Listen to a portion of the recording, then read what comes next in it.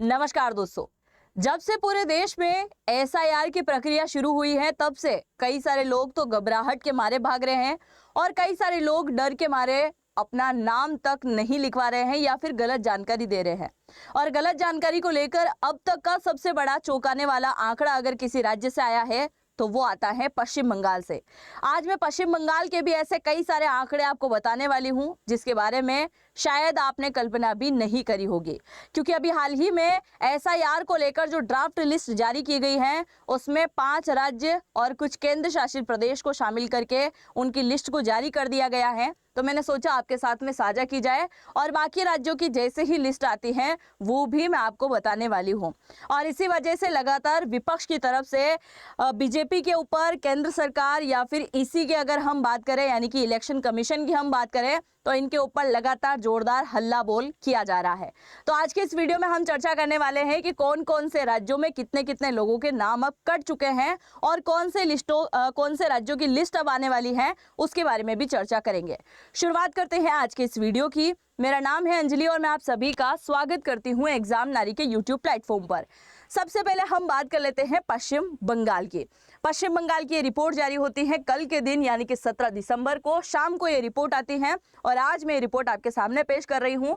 इस रिपोर्ट के अकॉर्डिंग कहा गया है कि बंगाल में एसआईआर ड्राफ्ट रोल एकदम तैयार हो गया है जिसमें 1.9 लोगों को मतलब 1.9 करोड़ लोगों को नोटिस जारी किया है और इसके साथ ही 58 लाख से अधिक मतदाताओं के नाम जो है हटा दिए गए हैं। ये आंकड़ा बहुत बड़ा आंकड़ा है 58 लाख का। अब आप देखिए मैप में आपको दिखाई दे रहा होगा, ये रहा पश्चिम बंगाल, है ना, ये आपको दिखाई दे रहा होगा पश्चिम बंगाल। और अगर हम इसी पश्चिम बंगाल को जूम करें तो ये कुछ इस प्रकार का दिखाई देता है। इस पश्चिम बंगाल में अब तक 58.2 लाख लोगों के नाम पूरी तरीके से कट चुके हैं क्योंकि वो सही तरीके से जानकारी नहीं दे पाए हैं कि वो भारत के निवासी हैं या फिर प्रूफ नहीं कर पाए हैं कि उनके पूर्वज भी यहाँ पर वोट डालते आए हैं। अब अगर हम एक एक आंकड़ों की बात करें कि 58 लाख लोग क्या ये सारे के सारे अवैध घुसपैठिए थे, तो बिल्कुल नहीं, ये सारे के सारे अवैध घुसपैठिया नहीं हैं, बल्कि इन्हीं 58 लाख में 24 लाख लोगों की मौत हो गई है फिर भी उनके नाम से वोट डलते आ रहे हैं। कोई और गया, उसने घूंघट निकाल लिया, बुर्खा पहन लिया या फिर थोड़ा सा चेंजेस किया और वो वोट डाल के आ रहा था। तो 24 लाख लोगों की डेथ हो गई है, 19 लाख से ज़्यादा लोग अपना स्थान परिवर्तन कर चुके हैं। यानी कि अगर हम बात करें पश्चिम बंगाल के लोगों की तो वो ज़्यादातर भारत के अलग अलग राज्यों में रोजगार के लिए आ जाते हैं। तो तकरीबन 19 लाख से ज़्यादा लोग यहाँ से चले गए। मिसिंग की अगर बात करें तो 1.3 लाख लोग पूरी तरीके से मिसिंग हैं। और बहुत बड़ा चौंकाने वाला आंकड़ा ये है कि अब तक कई सारे लोगों ने जो फॉर्म जमा करवाए हैं उसमें सही करके मिस्टेक कर दी है। यानी कि अगर हम बात करें बाप बेटे की उम्र की तो उसमें भी ज़्यादा कुछ फ़र्क नहीं दिख रहा है। 5 साल 8 साल का फ़र्क दिख रहा है कि ये पिताजी है, ये इनके बेटे हैं, या फिर कई बार पिताजी का नाम गलत भर दिया है तो वो जानकारी भी सही नहीं दी गई। और एक और बहुत बड़ा चौंकाने वाला आंकड़ा, ये आंकड़े आपको सही तरीके से मिलने वाले हैं जब भारत के अंदर जनगणना शुरू होगी। अगर मैं अभी के आंकड़े की बात करूँ तो पश्चिम बंगाल एक ऐसा राज्य है जहाँ का एसआईआर के दौरान एक बहुत बड़ा आंकड़ा जारी होता है और आंकड़ा कुछ इस प्रकार से है कि पश्चिम बंगाल में ज़्यादातर परिवार यानी कि एक माता पिता की कम से कम 6 संतानें वहां पर है, कम से कम 6 संतानें यहाँ पर मौजूद है। तो आप देखिए एक एक परिवार में 6 बच्चे यहाँ पर देखने को मिल रहे हैं। ये भी एक बहुत बड़ा आंकड़ा यहाँ पर देखने को मिला है। अगर हम बात करते हैं सबसे ज़्यादा घुसपैठियों की, कि सबसे ज़्यादा घुसपैठी यानी कि इलीगल इमिग्रेशन की हम बात करें, जो बांग्लादेशी हो सकते हैं, म्यांमार के हो सकते हैं, नेपाल या फिर पाकिस्तान के हो सकते हैं, तो ये ज़्यादातर पश्चिम बंगाल के कौन से जिले में से पकड़ में आए हैं। तो यहाँ पर सबसे पहले देखिए, सबसे पहला नाम आता है दक्षिण परगना का। ये दक्षिण परगना सीधे सीधे बांग्लादेश के साथ में बॉर्डर साझा करता है। 16 लाख से ज़्यादा लोग जो हैं यहाँ पर पकड़ में आए हैं। 16 लाख कोई छोटा आंकड़ा नहीं होता है। इसके अलावा नॉर्थ साउथ परगना की अगर हम माफ कीजिएगा नॉर्थ परगना की अगर हम बात करें तो 11 लाख के आसपास है। और मुर्शिदाबाद जो अभी बड़ा चर्चा का विषय बना हुआ है, बाबरी मस्जिद को लेकर यहाँ पर नींव रखी गई है और बाबरी मस्जिद का काम भी शुरू हो गया है।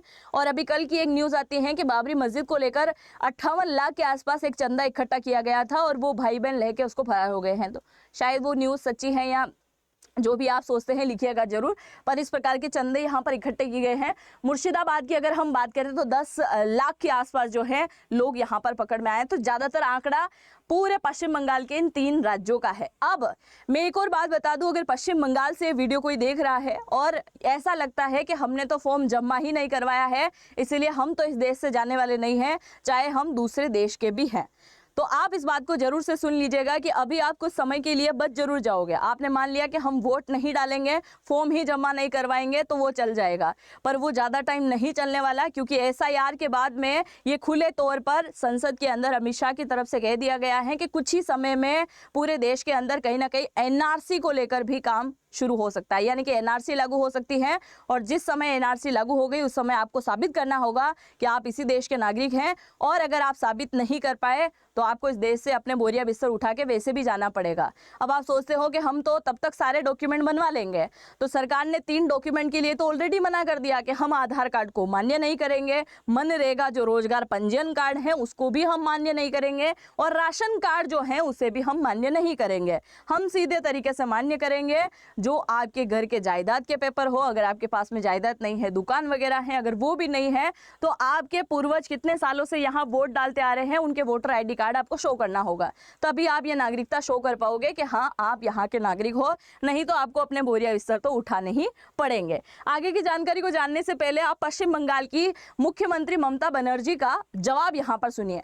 ममता बनर्जी ने कहा कि SIR, इसका अर्थ मैं आपको अलग तरीके से बताने जा रही हूँ। SIR जिसे हम कहते हैं स्पेशल इंटेंसिव रिवीजन, और ममता बनर्जी के अकॉर्डिंग SIR का मतलब होता है साइलेंट इनविजिबल रिगिंग, यानी कि चुपचाप तरीके से वोटों की चोरी करना या फिर चुनाव की हेराफेरी करना, ये इनकी तरफ से एक अर्थ बताया गया है SIR का। इन्होंने कहा है कि एक तरीके से सरकार जो है वैध वोटर्स का नाम काटने में लगी हुई है, एक विशेष समुदाय को यहाँ पर टारगेट किया जा रहा है। मैं मेरे TMC के वोटर्स को बिल्कुल भी इस लिस्ट से नहीं हटने दूंगी, और यहाँ जबरदस्ती अगर सरकार उनका नाम काटती है तो मैं एक बार फिर से सड़क पर उतरूंगी, मार्च यहाँ पर निकालने वाली हूँ, और इसके साथ ही कानूनी लड़ाई भी मैं लड़ूंगी, सुप्रीम कोर्ट भी अगर मुझे जाना होगा तो भी मैं जाने वाली हूँ। और इसके साथ ही सबसे बड़ी बात इन्होंने कही है कि मतदान का अधिकार आप लोगों से नहीं छीन सकते, क्योंकि ये एक लोकतांत्रिक देश है। इनकी तरफ से ये स्टेटमेंट दिया गया है, और साथ ही कई प्रकार के आरोप जो है केंद्र सरकार और चुनाव आयोग के ऊपर इनकी तरफ से लगाया गया है। इसके साथ ही आगे विपक्ष ने और क्या कहा और दूसरे राज्यों का क्या रिजल्ट रहा, उससे पहले आप जरा इस फोटो पर नजर डालिए। अभी हाल ही में क्या हुआ, बीजेपी के राष्ट्रीय अध्यक्ष का चुनाव हुआ, उस समय ममता बनर्जी की तरफ से हमला किया गया, तो हमले में दूसरा जवाब दिया गया है बीजेपी की तरफ से। बीजेपी वेस्ट बंगाल का ये ऑफिशियल अकाउंट है जिसके ऊपर इस प्रकार का फोटो जारी किया गया, आधी मूंछ वाला हिटलर, और एक तरफ जो है पश्चिम बंगाल की मुख्यमंत्री को दिखाया गया है।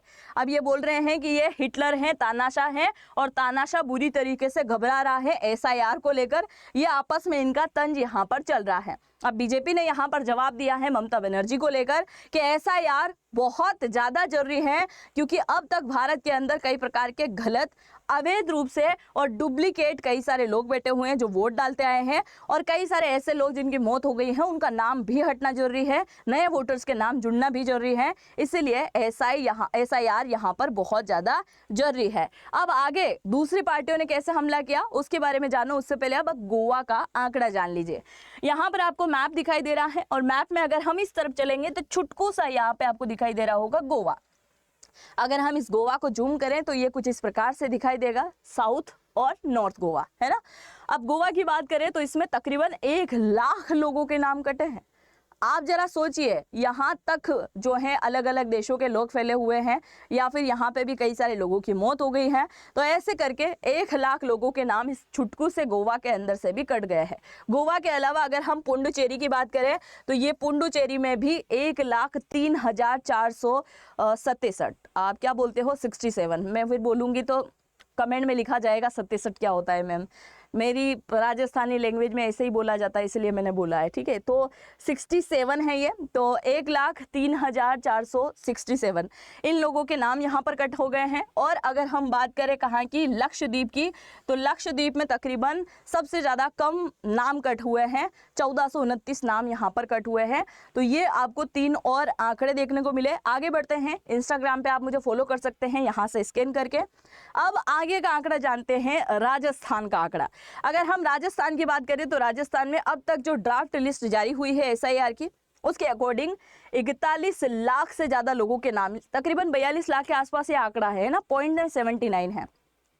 तो 42 लाख के आसपास लोगों के नाम कट हुए हैं। और सबसे बड़ा आंकड़ा कट हुआ है जयपुर से, जो कि राजस्थान की राजधानी है और यहीं पर ज़्यादातर लोग निवास करते हैं।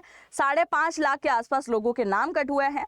42 लाख लोगों की अगर हम बात करें तो उनमें से 8.5 लाख प्लस लोगों की मौत हो गई है। 29 लाख से ज़्यादा लोगों ने राजस्थान को छोड़ दिया, स्थान परिवर्तन कर दिया, यानी कि रोजगार के लिए पूरे देश में या फिर विदेश में भी चले गए होंगे।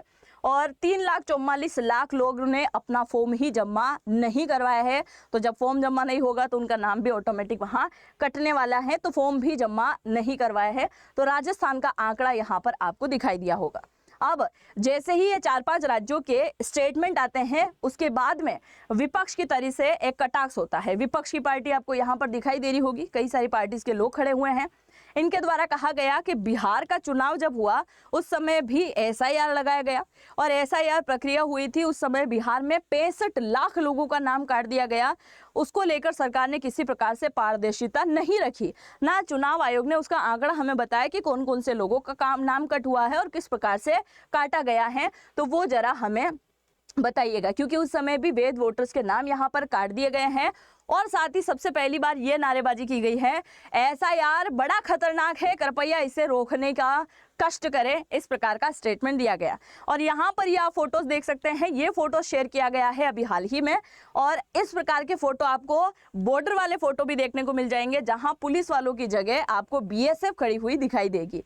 अभी हाल ही में BSF के द्वारा ये आंकड़ा बताया गया कि हम प्रतिदिन बॉर्डर को खोलते हैं, 150 से ज्यादा अवैध घुसपैठियों को हम बाहर निकालते हैं, क्योंकि उनको डिटेंशन सेंटर में भेजने के बाद पता चलता है कि वो पूर्ण तरीके से बांग्लादेश के हैं। इसलिए 150 से भी ज्यादा लोगों को हम प्रतिदिन यहाँ से निकाल रहे हैं। मतलब 150 लोग प्रतिदिन, तो एक महीने के आप कितने मान के चलेंगे, 15, 30, 45, मतलब 4,500 के आसपास लोग जो हैं हर महीने यहाँ से जा रहे हैं। तो SIR कहीं ना कहीं खतरनाक साबित हो रहा है। और इसी बात को लेकर जो है विपक्षी पार्टी लगातार बोल रही है कि SIR इतना हड़बड़ी में क्यों करवाया जा रहा है, इतना गड़बड़ क्यों कर रहे हो, वो सरासर यहाँ पर गलत बात इनको दिखाई देती है। इसके साथ ही यहाँ पर केरल का आंकड़ा भी आप सुनिए। केरल की तरफ से आंकड़ा जारी किया गया है, जिसमें 25 लाख लोगों के नाम कट हो गए हैं। और इसकी एक और ड्राफ्ट लिस्ट आने वाली है, जो कि आपको 23 दिसंबर को देखने को मिल जाएगी। आज तारीख हो गई है 18, है ना, और कुछ ही दिनों में केरल की एक और लिस्ट यहाँ पर जारी हो जाएगी। अब आप सभी को शायद बेसब्री से इंतजार रहा होगा कि मैं यहाँ असम की बात करूंगी, त्रिपुरा की बात करूंगी, अरुणाचल, मेघालय, नागालैंड, मतलब भारत के जो पूर्वोत्तर राज्य है, सिक्किम से लेकर नीचे त्रिपुरा, मेघालय, मिजोरम, नागालैंड, है ना, इन सब के बारे में आपने सोचा होगा असम के बारे में कि मैं इनके बारे में बात करूं। देखो, असम में ऑलरेडी NRC लागू है। और रही बाकी सारे पूर्वोत्तर राज्यों की बात, तो इनका आंकड़ा अभी तक आने का कोई सवाल नहीं है, क्योंकि यहाँ पर SIR की प्रक्रिया अभी किसी प्रकार से जारी ही नहीं की गई है। तो ये प्रक्रिया शुरू होने वाली है जनवरी 2026 से। और जैसे ही पूर्वोत्तर राज्यों की कोई जानकारी यहाँ पर आती है कि भाई अब जो है SIR भी यहाँ पर धड़ल्ले से शुरू हो गया है, क्योंकि सरकार चाहे भारत के बीच का यहाँ पर कचरा साफ कर रही हो, पर पहले बॉर्डर के इलाके को लेकर भी SIR इनको शुरू कर देना चाहिए था, ताकि सबसे ज़्यादा बॉर्डर इलाके में ही ये लोग आते हैं, फिर आते हैं मेट्रो सिटीज़ के अंदर, तो यहाँ से इनको बाहर निकाल देना चाहिए, है ना। तो अगर आपके आसपास भी ऐसा कोई व्यक्ति आपको नजर आता है कि वो इतने दिन से सब्जी के थैले चला रहा है, रेडिया लगा रहा है, कुछ भी कर रहा है ना, लोहे लक्कड़ का काम कर रहा है, कुछ भी कर रहा है, तो वो ज़्यादातर इलीगल इमिग्रेशन ही होते हैं। आप क्या सोचते हैं इस पूरी लिस्ट को लेकर? क्या ये जो नाम कटे गए हैं वो वैध तरीके से वैध लोगों के नाम कटे हैं, या अवैध थे उनके नाम कटे हैं, या फिर सरकार की तरफ से जो SIR बड़ा तेजी से किया जा रहा है वो सही है या गलत है? या ममता बनर्जी आपको यहाँ पर सही दिखाई देती है, चुनाव आयोग आपको यहाँ पर सही दिखाई देता है? आप जो भी सोचते हैं अपनी राय जरूर से मुझे कमेंट सेक्शन में लिखिएगा। आगे बढ़ जाते हैं और अब हम बात कर लेते हैं कि एसआईआर को लेकर जो अभी हाल ही में सबसे ज़्यादा पश्चिम बंगाल के विधानसभा क्षेत्र से अगर कोई नाम कटे हैं तो वो कटे हैं यहाँ से चौरंगी से 74,000, बालीगंज से 65,000, कोलकाता पोर्ट से 63,000 और भवानीपुर से 44,000, शामपुर से 42,000 और यहाँ तक अब तक कांग्रेस तृणमूल कांग्रेस की ही यहाँ पर पार्टी रही है और ये सारे के सारे यहाँ पर विधायक रहे हैं। यहाँ से सबसे ज़्यादा वोटर सब कम हो जाएंगे क्योंकि यहीं से नाम कट हो गए हैं। और कुछ समय पहले ममता दीदी ने बोला था कि मेरे साथ में नहीं खेल पाओगे, अब शायद एसआईआर कुछ ज़्यादा ही खेल रहा है, इसलिए ममता दीदी बोल रही हैं एसआईआर बड़ा खतरनाक है, कृपया इसे रोकने की कोशिश की जाए। अब आप जो भी सोचते हैं अपनी राय को मुझे जरूर से कमेंट सेक्शन में लिखिएगा। चैनल पे पहली बार विजिट किया है तो सब्सक्राइब भी जरूर से कर दीजिएगा। बहुत बहुत धन्यवाद। जय हिंद, जय भारत।